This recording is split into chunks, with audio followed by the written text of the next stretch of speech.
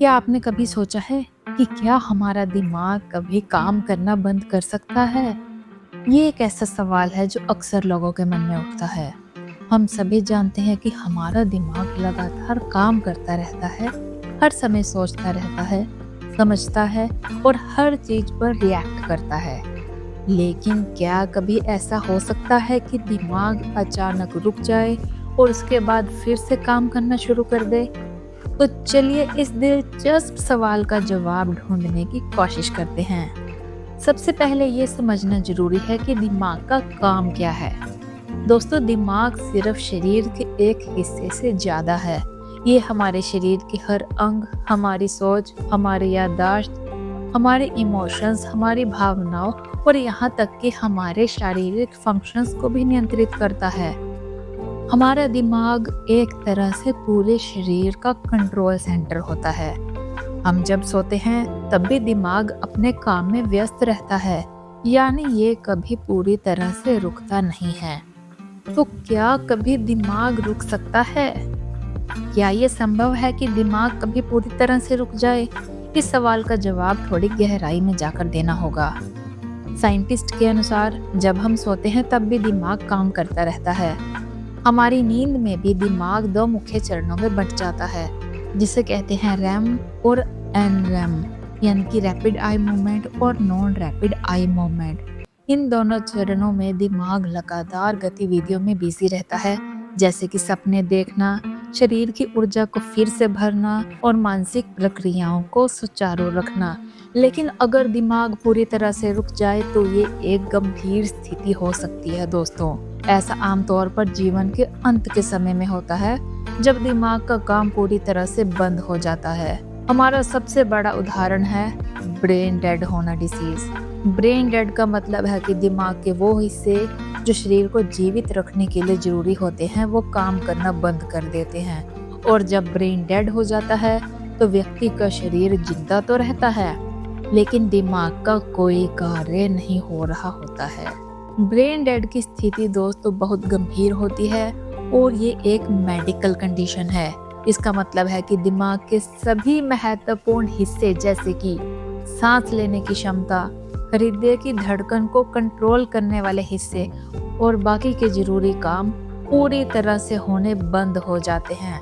और इस स्थिति में दिमाग की कोई एक्टिविटी नहीं होती और डॉक्टर इसे दिमाग का काम बंद करना मानते हैं। लेकिन दोस्तों, यहाँ पर एक महत्वपूर्ण बात यह है कि ब्रेन डेड और कोमा के बीच अंतर होता है।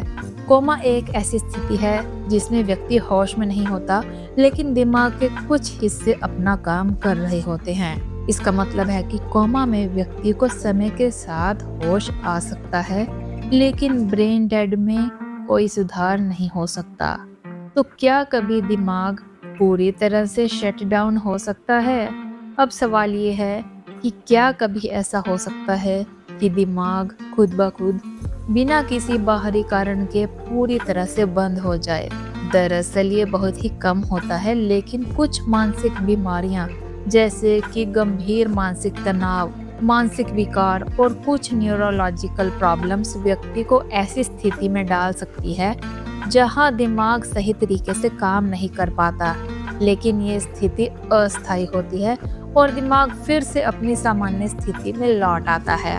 अब बात करते हैं कि मानसिक स्थिति और दिमाग का कनेक्शन क्या है। दोस्तों, मानसिक स्थिति भी दिमाग के काम करने पर गहरा असर डाल सकती है। उदाहरण के लिए बहुत ज्यादा चिंता करना, तनाव करना या डिप्रेशन से दिमाग के काम करने की प्रक्रिया में रुकावट आ सकती है।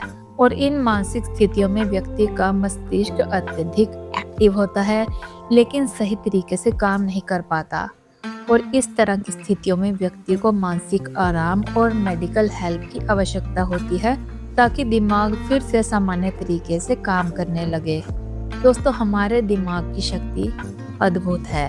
ये न केवल हमारे शरीर के कार्य को नियंत्रित करती है, बल्कि हमारी सोच और समझ को भी आकार देती है।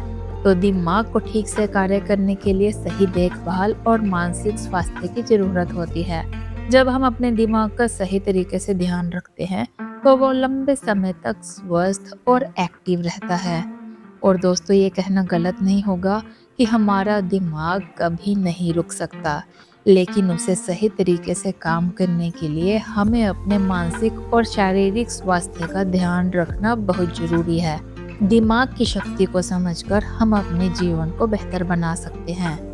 तो क्या हमारा दिमाग कभी काम करना बंद कर सकता है? इसका जवाब है नहीं। हमारा दिमाग निरंतर एक्टिव रहता है। जब दिमाग पूरी तरह से काम करना बंद कर देता है, जैसे ब्रेन डेड की स्थिति, लेकिन ये दुर्लभ स्थिति है और अधिकतर समय हमारा दिमाग बिना रुके काम करता रहता है। यही कारण है कि हमें अपने दिमाग की देखभाल करनी चाहिए और मानसिक स्वास्थ्य को भी प्राथमिकता देनी चाहिए। आखिरकार दिमाग सिर्फ हमारा शारीरिक अंग नहीं है, बल्कि ये हमारे अस्तित्व और हमारे जीवन की यात्रा का हिस्सा है। तो अगली बार जब आप अपने दिमाग के बारे में सोचें, तो ये समझिए कि वो कितना महत्वपूर्ण है और वो हर दिन हमें अपनी शक्ति और बुद्धिमानी से मार्गदर्शन करता रहता है।